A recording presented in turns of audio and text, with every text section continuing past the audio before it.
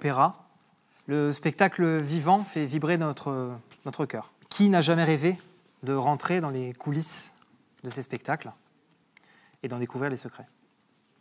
Dans l'émission de ce jour, nous nous rendons au cœur du plus grand spectacle de Nouvelle-Aquitaine, la bataille de Castillon. Les coulisses de la bataille de Castillon, c'est tout de suite dans Noir, Lumière.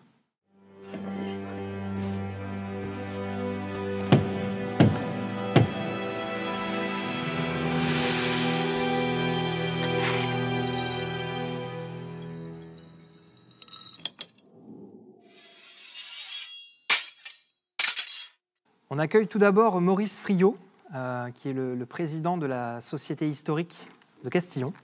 Maurice, bonjour, merci d'être ici. Julien. Comment s'est créée cette bataille? Par quoi a-t-elle démarré? Quelles ont été les prémices?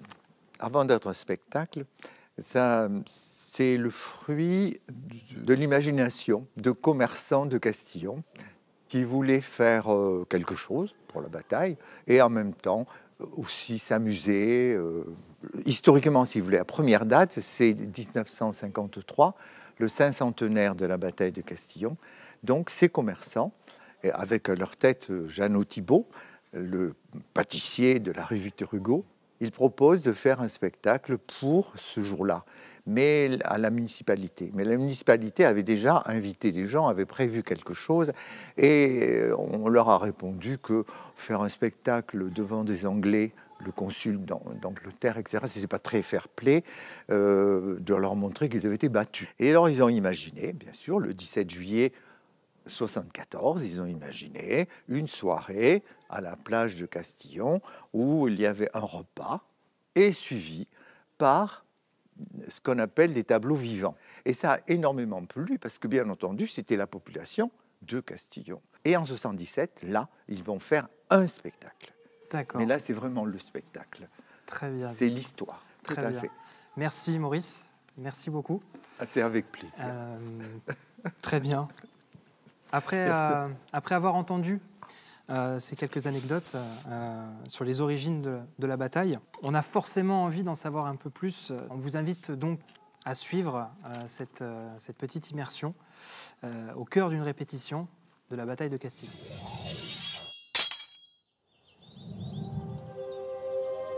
La bataille, c'est quoi? C'est un miracle. Voilà, on reste ici, on va faire juste les poignets. C'est dégueulasse, tu le fais exprès là. Complètement. Les pieds parallèles. Oui. Ça va venir. On est à 30, ceux qui veulent arrêter, arrêtent, les autres continuent. C'est des bénévoles, donc ils sont avant tout là pour eux se faire plaisir. Et on cultive cet esprit, mais toujours dans le respect et surtout la bienveillance, j'y insiste, de manière à ce qu'ils soient bienveillants vis-à-vis d'eux-mêmes et surtout vis-à-vis des autres. Ça évite les accidents et puis ça permet que chacun prenne plaisir à venir et revenir. 3, tire-moi Elliot, putain, tire-moi Elliot. 5, 6, Ce qui différencie et lie les bénévoles, c'est qu'ils sont tous d'horizons différents. Et ce qui est semblable, c'est l'amour, je crois, de l'époque un peu moyenâgeuse, du Moyen-Âge. Et cette idée un peu d'être en armure, d'être chevalier, d'être combattant, mais tout en sécurité, toujours. Et donc ça reste finalement un jeu et surtout du spectacle. Il y a tout le mouvement du corps qui fait que ça donne de l'impulse. On a entendu Ludo nous dire qu'il y avait la bataille et on a mis un pied dedans et en fait après on a mis le deuxième, puis après les bras et puis après on n'en sort plus quoi. Qu'on ait vraiment l'impression en fait que tu tombes sur son corps avec ta main. C'est ça, voilà, c'est ça. Il y a une bonne ambiance, on se fait plein de copains, donc on aime revenir tous les étés, on aime se taper dessus. C'est de faire partie de quelque chose de plus grand que soi et voilà, de retrouver ses amis, d'un grand spectacle. Chacun son moment, selon les scènes, autant les chevaux que les artifices, que les cascadeurs, etc.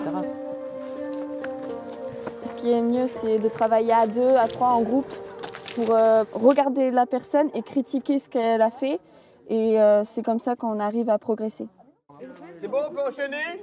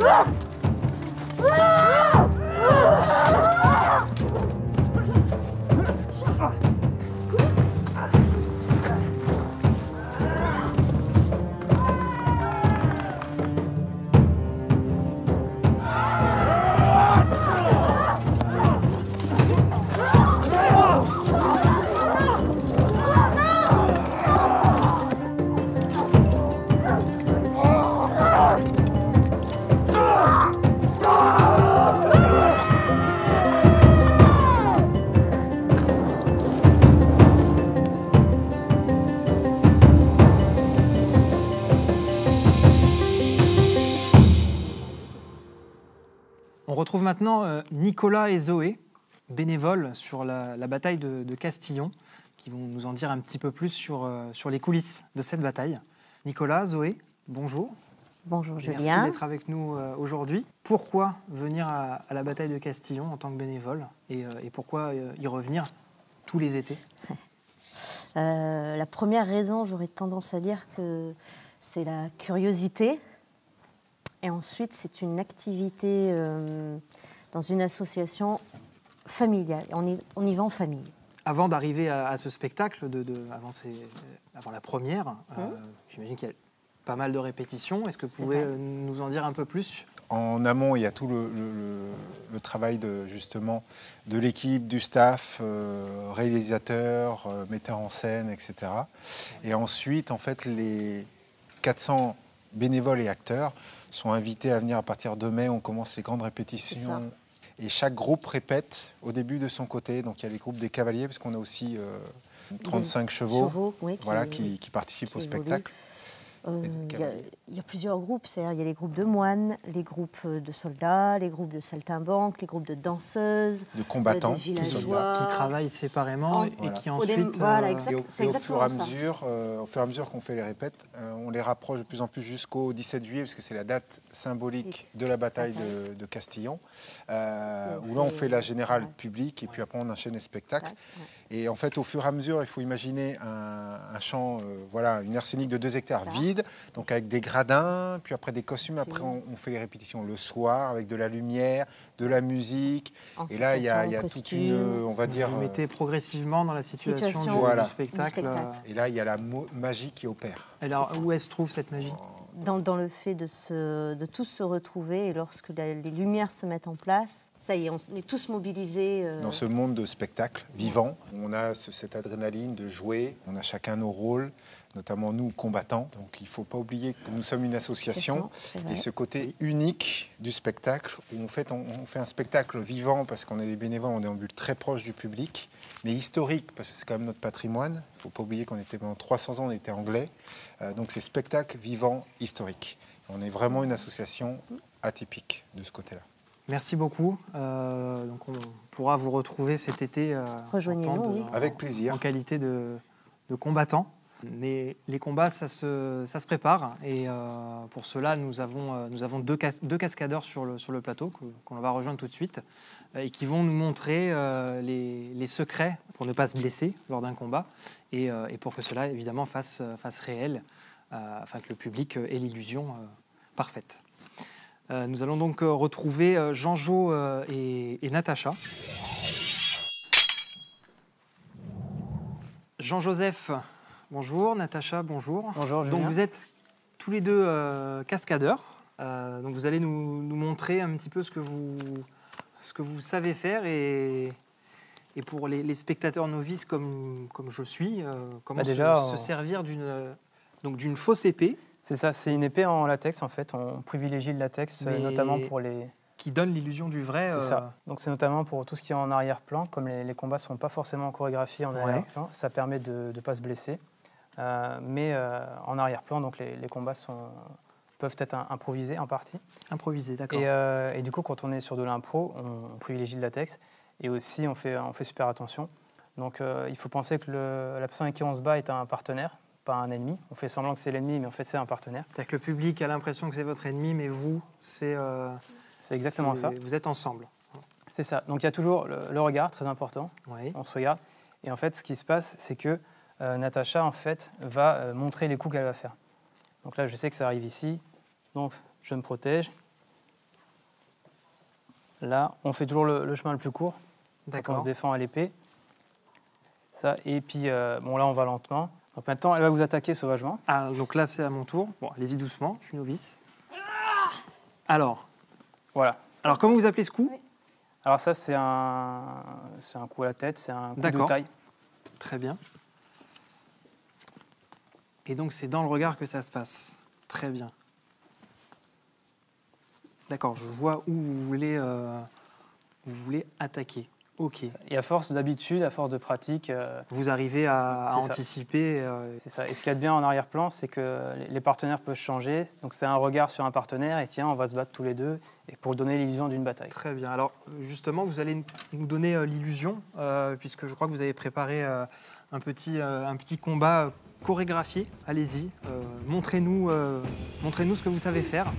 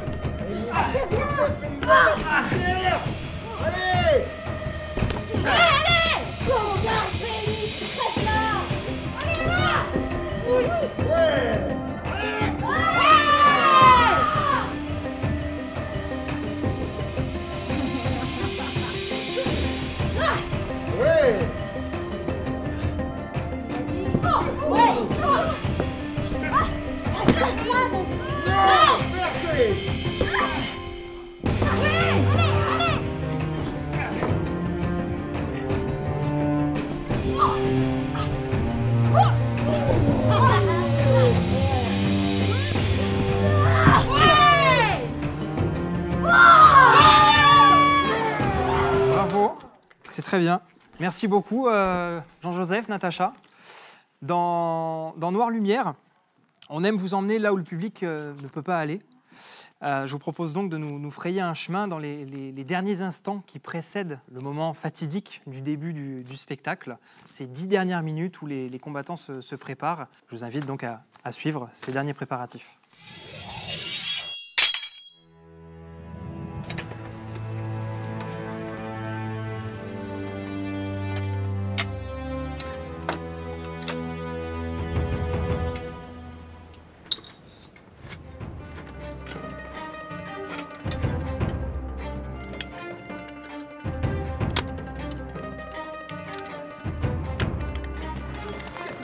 La dernière fois, t'as reculé! Et toi, hein? Ta hache là, elle te sert à quoi? Toi! Et toi là, ton épée elle te servira un jour ou quoi? Et toi là, c'est quoi ça? C'est en action, mais bouge-toi! Hein? Je veux te voir te battre, je veux! T'as compris? C'est bien, faut se battre!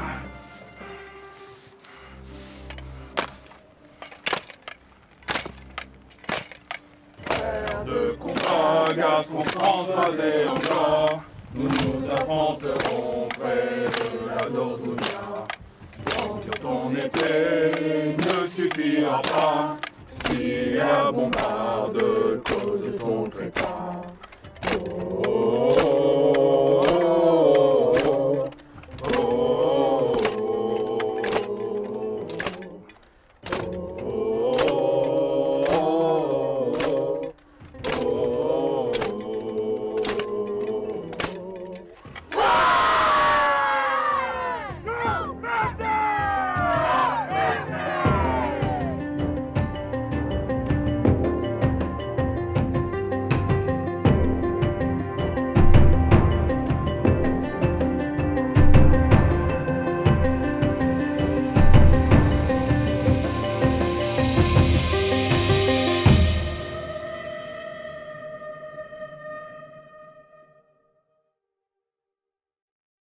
L'émission touche maintenant à sa fin. Merci de nous avoir suivis. On se retrouve donc tous les week-ends d'été à la bataille de Castillon. On se retrouve la semaine prochaine pour un nouvel épisode dans les coulisses d'un nouveau spectacle. Merci d'être restés avec nous. À la prochaine dans Noire Lumière.